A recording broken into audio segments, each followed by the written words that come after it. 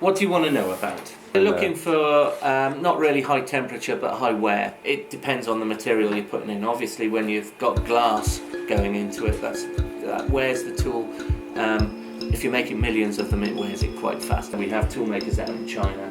We also have tool makers in the UK. Chinese tool makers, whilst they're good, the materials tend to be of inferior quality. UK tool makers, whilst their communication is poor, their workmanship and quality is second to none. But the tools are the most expensive part of the process. Yeah.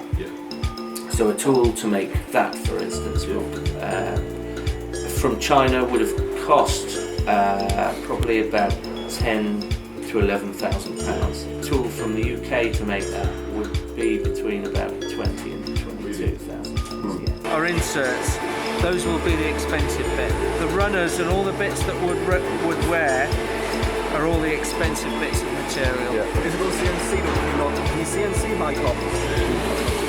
No, this is all electro machined, okay? So you get an electrode, you pass a current through it, you make the shape that you want.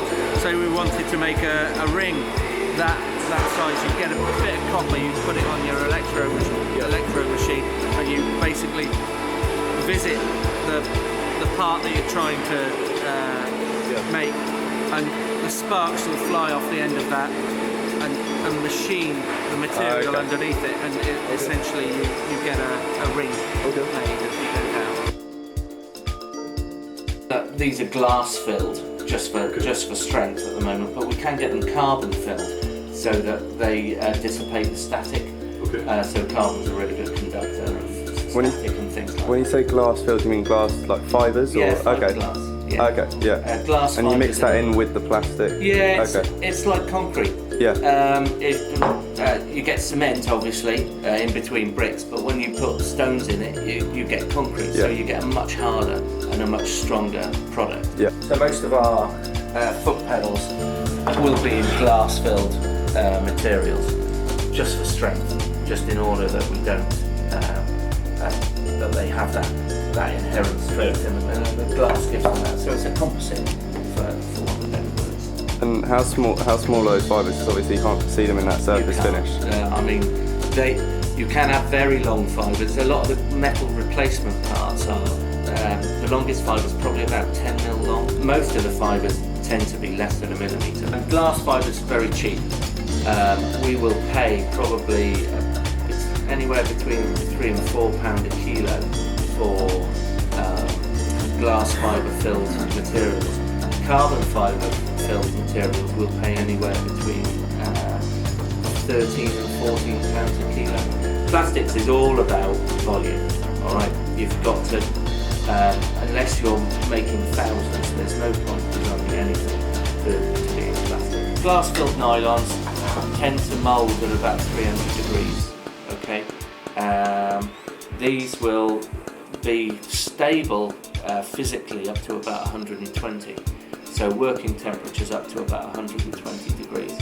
So we do have high temperature materials that go up to sort of 140. Once you get to about 180 in materials, you are looking at the mineral filled material. Any of these plastics I can add master batches into to give them new properties. So I've got UV stabilizers for parts that are in lights or out in the open. You can add heat-sensitive pigments, so like for baby spoons and things, so they change colour when you put them in boiling water or stuff like that. They've even got one that, which I thought was great, which they use it for frozen chickens, and they stick it in a frozen chicken, and if it defrosts at all, the plastic thing change colour and stay colour, and it doesn't go back. Because it's an art, okay, you tend to buy a material to suit what you're trying to do. There's plenty of materials out there, I mean millions of materials out there. Glass filled nylon in its raw form, okay, that's hydroscopic, very hydroscopic, okay, absorbs about 0.1, 0.2% water, something like that. Might not seem a lot to you, but when you've got it in a barrel at 300 degrees, that water just pops and it basically shoves the material through. Something like a desiccant dryer, which basically takes all the water out of it. It dries at about 80 degrees for about 4 hours. Okay. From there, we load it into the throat of the machine. The barrel basically works as a screw. Okay. And you go from about 260 at the back to about 300 degrees at the front. And you can see the heater elements all the way along. This is the injection side. It's missing a sprue bush at the moment. But essentially, we'd inject the material in here. Okay. It injects from that side, divides into 4, and then makes those 4 parts there. I'll talk you through a quick cycle. Close, alright? The carriage will come up to the back of the tool. The shot that's in front of the carriage will now be forced forward, okay? About 1,000 bar behind that, so massive pressure. The only reason this is a 200-ton machine, the reason we call it a 200-ton machine is there's 200 tons of pressure keeping that tool closed, alright? Because the force of the material going in wants to blow the tool apart, okay? So what you're trying to do is keep it closed. The bigger the part, the bigger the machine you need.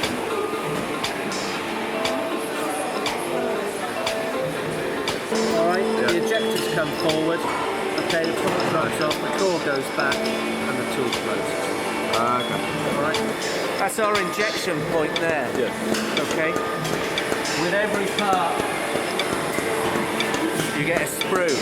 Okay, there's a bit of waste with everything unless you put a hot tip on the tool. Yeah. Okay, so this basically it's like that on the tooling. Yeah. Okay, and as it ejects, the two fall apart. We take these and we regrind these, Okay. and then we put them back in.